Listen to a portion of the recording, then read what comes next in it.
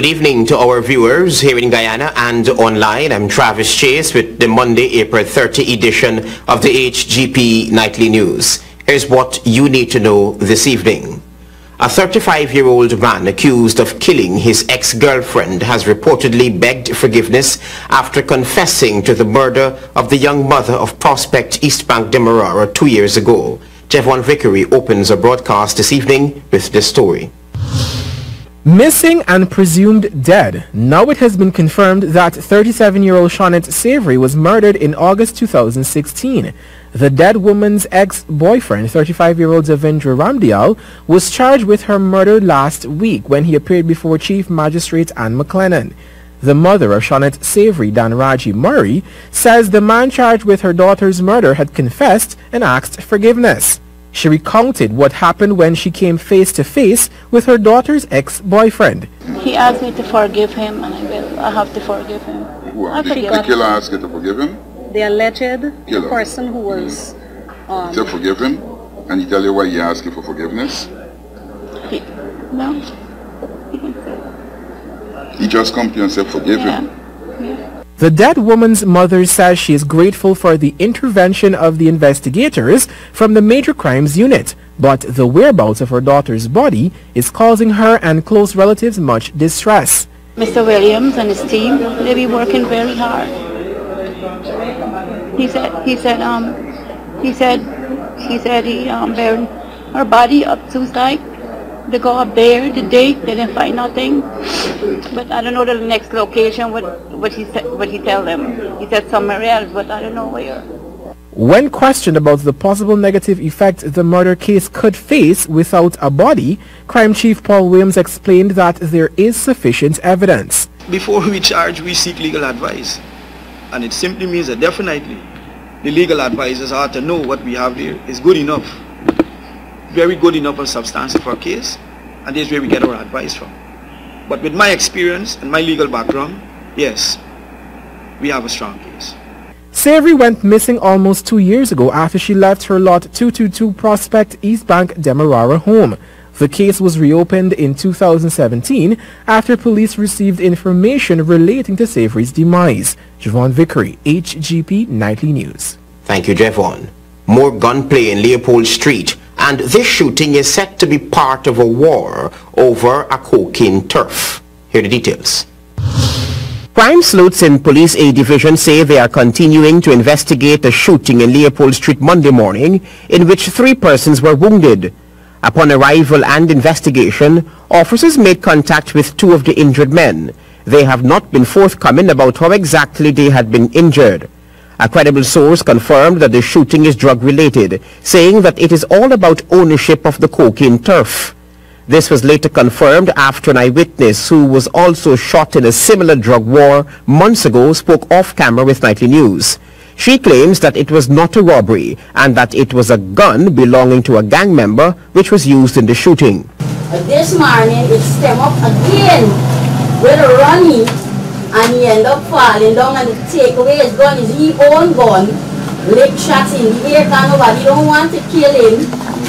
People want peace, but he's stemming the story, bringing people from all walks of life. No suspects have been arrested as yet.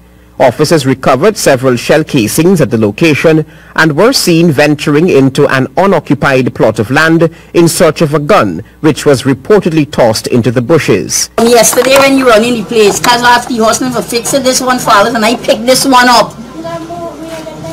This is a 9mm round. All right. Yeah, let me see it again.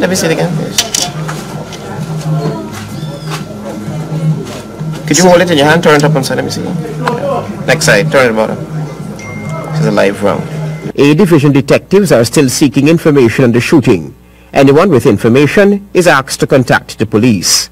Travis Chase, HGP Nightly News. After the break, Peter Thompson wanted by the police. He stabbed his ex-wife and chopped his daughters. And Better Hope Carpenter shot and killed. No motive established. Stay with us, HGP now. Welcome back to the HGP Nightly News.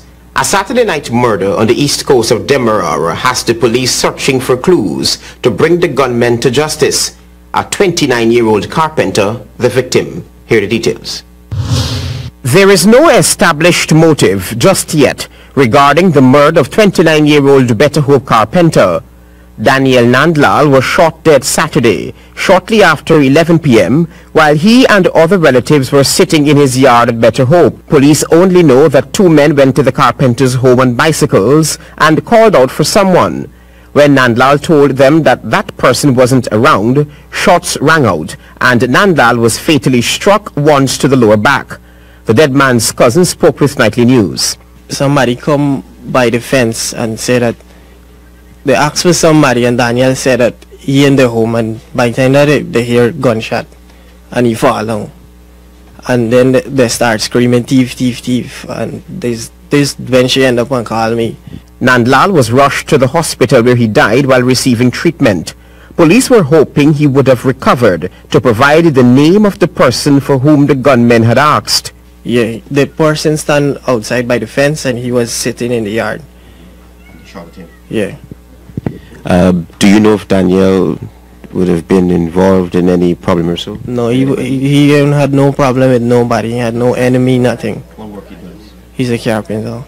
Police questioned two other relatives who were reportedly sitting in the yard with Daniel Nandlal to see if they would have come up with any clues that would solve the murder. Because the other two persons that was sitting there is my mother and his friend, and his father went inside, and the way how they sitting, they know the person. Let me say, if the person see he and try to come for rob, they couldn't see the other two persons, so they probably think was he alone. And then they shot he, and this when they start screaming. I don't know if the person right where and where was, but a man up the road said that two guys on a bicycle were riding down the road, and then he said it out shortly after he heard the shot. Up to news time, police had not made any arrest. Travis Chase, HGP Nightly News. The Let the Women Speak organization pledges support to help police tackle the issue of domestic violence and domestic homicide. Jevon Vickery reports. Head of the Let the Women Speak organization, formerly CADVA, Diane Madri, acknowledges that the police, in their quest to bring perpetrators of domestic homicide to justice, have improved on their work, but there is still room for improvement. While applauding the Criminal Investigations Department for their work on the Babita Sarju murder case and just recently Shonette Savory, she said more training is needed for police officers. Her remarks came during a joint press conference on Monday with Crime Chief Paul Williams. Members of the police force needs to be sensitized when working with victims of domestic violence and families of domestic violence homicide. Every case matters and is as important as the one before. Treatment to victims and victim care must be an ongoing training for the police. I am committing today, Let the Women Speak, to assist in providing the support and to find the resources to these trainings available. Madre called on relatives of both men and women engaged in domestic disputes to do their part and report these cases to the relevant authorities. It's not up to the government or the Guyana Police Force. Yeah, but and not just the NGOs or the organizations or people like myself. It's up to families. You know, they have to speak up and speak out. And that's what Let the Women Speak will make an effort to encourage. Because if people sit back and say nothing, and then all of a sudden the daughter gets killed, you know, red flags have to be looked at. She further suggested that training must also be provided for those errant police officers who would have been turning a blind eye to domestic violence reports. I feel these officers need to be accountable and transparent when they take an oath, as stated in the police standing order, and what is expected of them to the citizens of Guyana. Women need to feel safe and not intimidated by the officer when taking a statement or reporting a domestic violence matter. As an advocate, I have personally experienced the attitudes that many women complain about, but I press on and refuse to accept that change cannot occur. Jevon Vickery, HGP Nightly News. Back on police blotter, a Durban Street mother is hospitalized while her daughters have been discharged from hospital. They were attacked by their cutlass-wielding father, who allegedly broke into the home to get even. More details in this report. Police in A Division want to put their hands on this man. He is Peter Thompson. Police say that Thompson, during the pre-dawn hours on Monday, broke and entered his former Durban Street home, stabbed his ex-wife multiple times, and chopped his daughters before escaping on foot. The man's daughter, who requested anonymity, said that it was her mother who had called out to her while Thompson was inflicting the stabs about her body. He broke into the home, went into my mom's room. We were sleeping. All we heard my mom hollering, Andrea, Andrea, Andrea, Andrea. So I jumped out my bed. When I jumped out my bed, I came to my door. He was standing at my bedroom door where he took a bucket and he lashed me in my head. And then he fired chop at me with a cutlass. So I rushed into him, took away the cutlass, and we had a scuffle. And I called my other sister.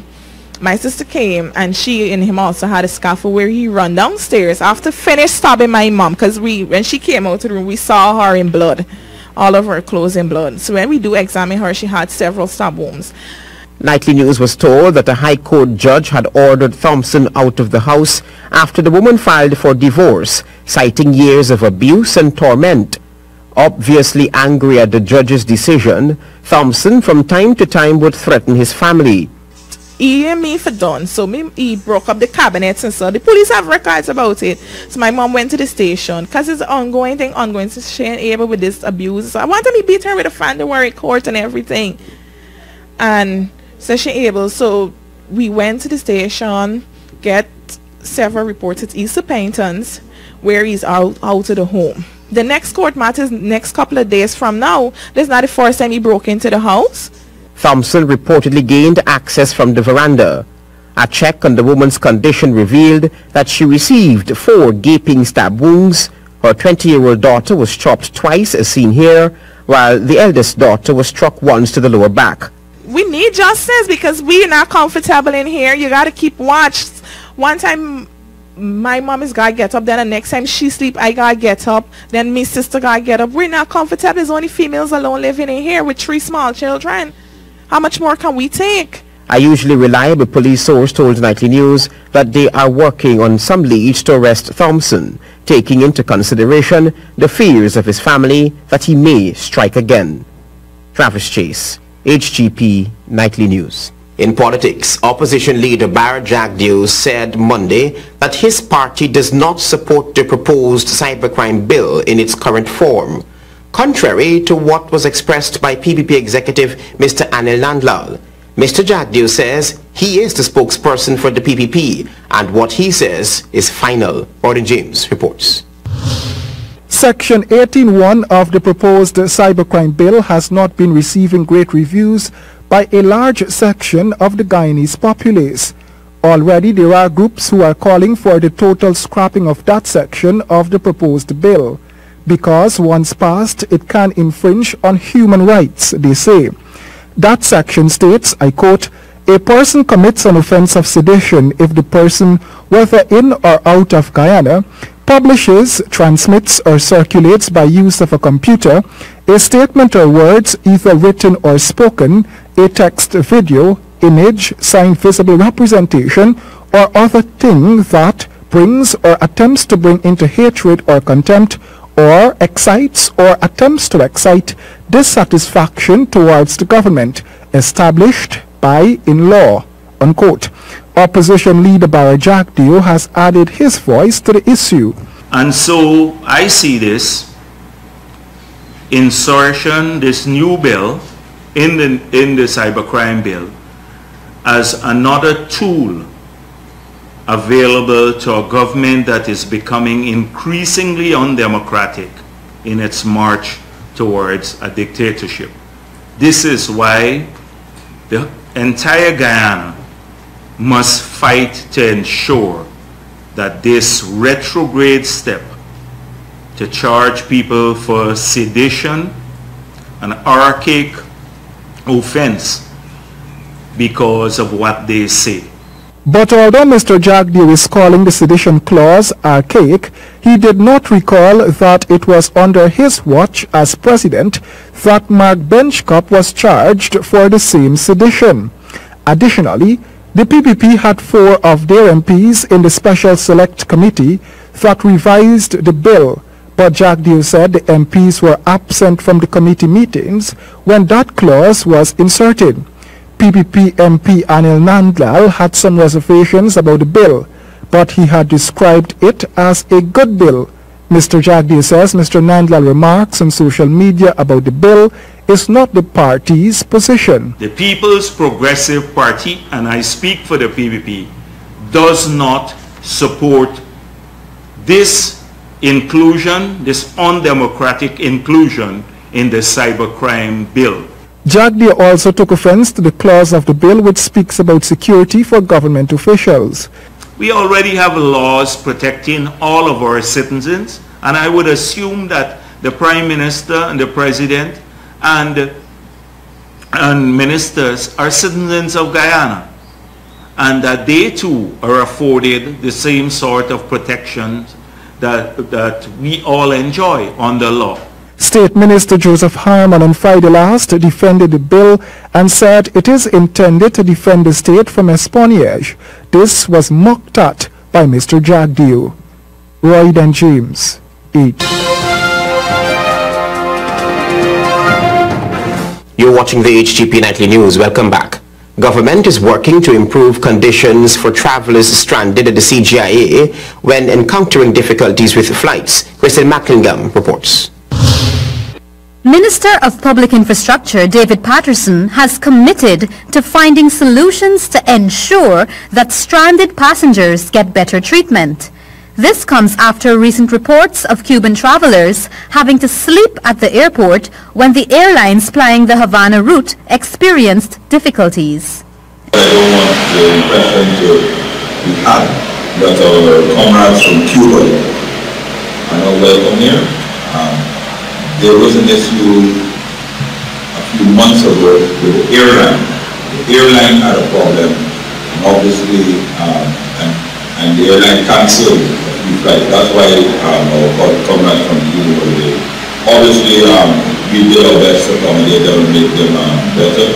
We have put things in place to ensure that the airlines that are flying with Cuba route are far more stable and reliable.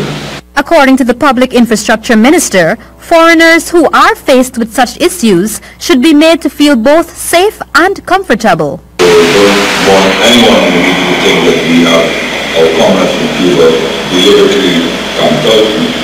This is our avoiding for the airport, and we did everything to mitigate the circumstances. The Cuban passengers are more like any other passenger, any other visitor to the country. More involved in whatever we can to ensure that they greatly accommodated. He added that a good suggestion would also be to have a hotel established close to the airport, and that while his ministry does not oversee such projects, if the private sector wishes to pursue such an idea, the government will lend its support.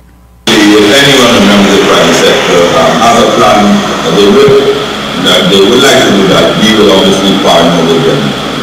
We will facilitate us, and we will facilitate whatever is best for the country. Reporting for HGP Nightly News, I am Kristen Macklingham. Thank you, Kristen. President David Granger is at the point of logging out from the export of logs and other raw materials. He is once again plugging value-added exports. Warren James reports. Mr. Granger's remarks came in the face of repeated concerns raised by the private sector about the constraints of value-added production, constraints such as cheap energy. He was at the time delivering the feature remarks at the opening of the Linden Exposition and Trade Fair at the Linden Technical Institute at the weekend. I'm tired of seeing the logs going out in this country. Tired. I want to see furniture going out. Tired of people smuggling log home. I want to see jewelry shops in Linden.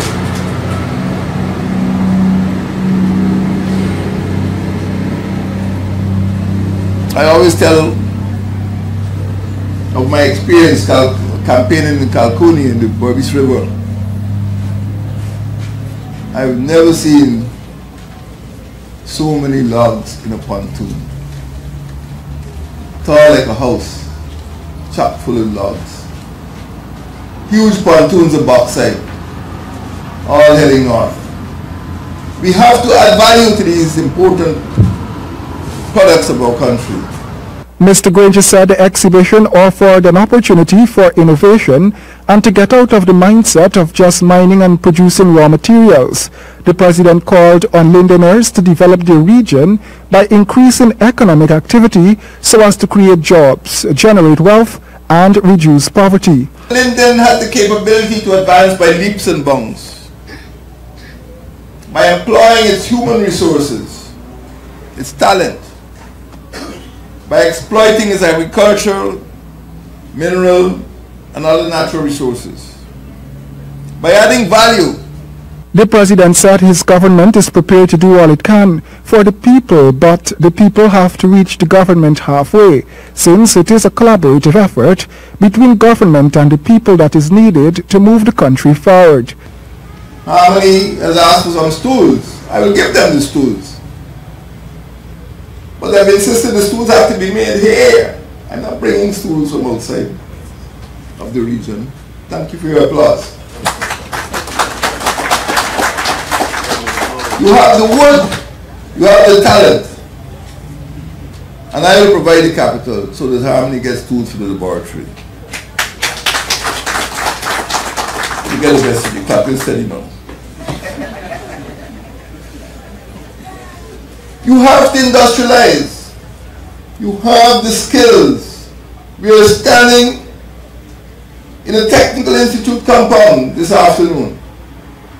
So let us bring these things together. Investment, innovation, information technology, and industrialization. Mr. Granger said that the region can also create a strong industrial base, having been the heartland of bauxite mining for a century, and one which has attracted and trained an extremely wide range of skilled personnel. He said that while some of these persons have migrated, he is certain that they would return to Guyana to invest in Linden with the right incentives. Royden James, HGP Nightly News. Thank you, Royden. Erroneous ideas and stigma surrounding autism spectrum disorders still persist in Guyana. First Lady Sandra Granger is doing something about that. Kristen Macklingam reports. There is no cure for autism spectrum disorder, and according to First Lady Sandra Granger, those who are diagnosed with this disorder need to be treated equally while receiving special care. The reality of autism spectrum disorder in Guyana needs to be changed, and many more persons need to be aware of and understand what this disorder is about. Because for too long we have become accustomed to hiding people with special needs, physical or psychological, in a corner in our home. This is the time when we have to start bringing them out and showing them that they are equal with the rest of us. They have the same human rights, and they have a need to have their needs addressed, just like the so-called ordinary people among us who might not be so ordinary after all. The First Lady addressing the gathering at the 3rd annual Light It Up Blue Awareness Walk recently held over the weekend. According to Mrs. Granger, even though there is no known cure for autism, through last weekend's walk and others like it, people can become increasingly aware of the special needs of autistic children and adults in communities. It is not a simple manifestation in the brain of a person. It goes across a wide range, and you have to just try to adapt and deal with the individual case as it comes to you. So the work is more demanding, and it demands also special care. And I would say it's an avocation, not a profession. Meanwhile, according to a representative from Republic Bank Guyana, the Step by Step Foundation, under the patronage of the First Lady, will continue to advocate for autism awareness in collaboration with the bank. Through the Light It Up Blue Walk, we seek to raise funds, found the foundation, and rally the wider community to join the fight for greater awareness. Over the past 2 years, through our collective efforts, just over Guyana